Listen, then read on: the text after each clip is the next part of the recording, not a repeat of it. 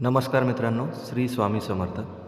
या व्हिडिओ सिरीजमध्ये आपण श्री स्वामी समर्थ महाराजांचे काही अनुभव तसेच काही चमत्कार गोष्टींच्या स्वरूपात ऐकणार आहोत. या सर्व स्वामीलीला, स्वामींच्या गोष्टी स्वामी भक्त श्री गोपाळबुवा केळकर यांच्या मूळ बखरीतून आपण गोळा केलेल्या आहेत आणि त्या आपण या सिरीजमध्ये ऐकणार आहोत. तर कृपया ह्या स्वामींच्या लीला गोष्टी स्वरूपात ऐकण्यासाठी या व्हिडिओला लाईक करा, तसेच हे चॅनल सबस्क्राईब करायला विसरू नका. तर ह्या स्वामी बखरीतील पहिली जी गोष्ट दिलेली आपल्याला स्वामींची किंवा पहिली जी लीला आपल्याला वर्णिलेली आहे या मूळ बखरीमध्ये, ती आहे गाणगापुराचे पुजारी दर्शनास आले. श्री स्वामी महाराज साक्षात दत्तावतार वर्णिले आहेत. ते श्री दत्त, श्रीपाद श्रीवल्लभ स्वामी व श्री नृसिंह सरस्वती असे आहेत. पुढील अवतार श्री स्वामींचा आहे. श्री स्वामी मंगळवेढ्यास प्रसिद्धीस आले नाहीत.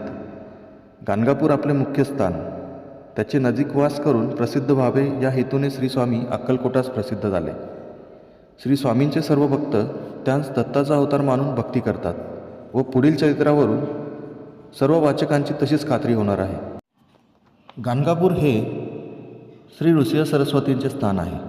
तेथे अनेक दत्त उपासक सेवा करून इच्छित प्राप्त करून घेतात. श्री स्वामी महाराज अक्कलकोटास प्रकट झाल्यापासून अनेक सेवेकऱ्यांस अक्कलकोटात जाऊन सेवा करण्याविषयी गाणगापुरास दृष्टांत झालेले आहेत. महाराज आनंदात असताना आपण कोण म्हणून त्याच प्रश्न केल्यास दत्तनगर मूळ पुरुष वडाचे झाड म्हणून उद्गार निघत असत. शिवाय मूळ मूळ याप्रमाणे महाराज हमेशा उच्चारण करीत असत. एके दिवशी गाणगापुराचे पुजारी श्री स्वामी महाराजांच्या दर्शनास आले. दर्शन झाल्यावर पुजाऱ्यास समर्थांनी तुमच्या देवाचे नाव काय असा प्रश्न केला. पुजाऱ्यांनी त्यांना सांगितले, महाराज आमचे देवास श्री नृसिंह सरस्वती असे म्हणतात. ते ऐकून स्वामी महाराज म्हणाले, माझे नाव नृसिंहबान आहे बरे. कित्येक प्रसंगी मीच राम झालो, मीच कृष्ण झालो असे महाराजांचे उद्गार निघत असत. यावरून श्री स्वामी महाराज हे अवतारी होते हे निसंशय आहे.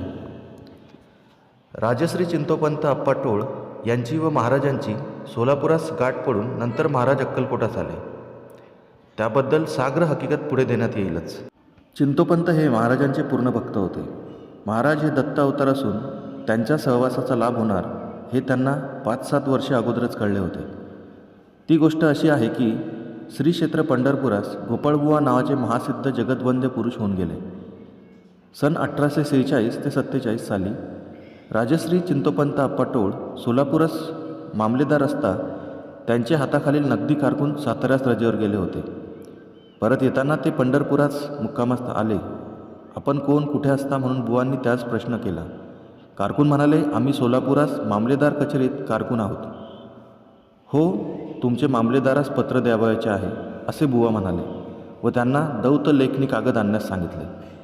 कागद दौत लेखणी आणल्यावर बुवांनी पत्र लिहायचे सांगितले.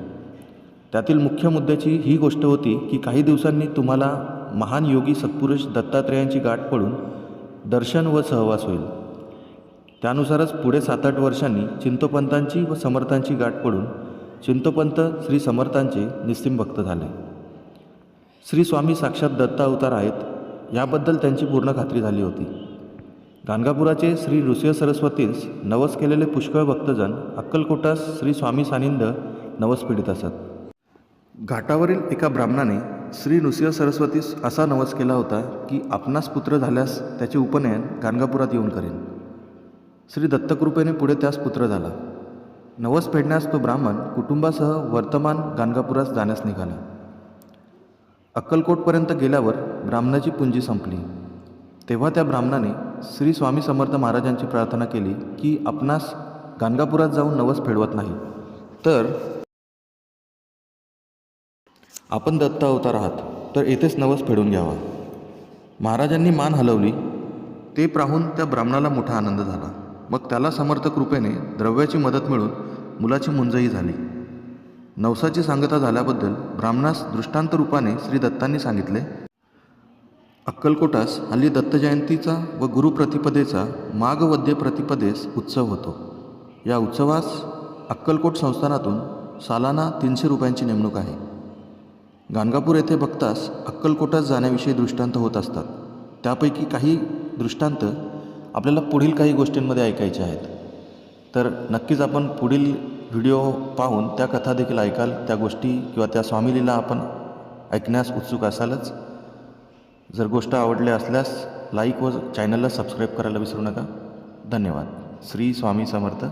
जय जय स्वामी समर्थ. अवधूत चिंतन श्री गुरुदेव दत्त. श्री स्वामी समर्थ.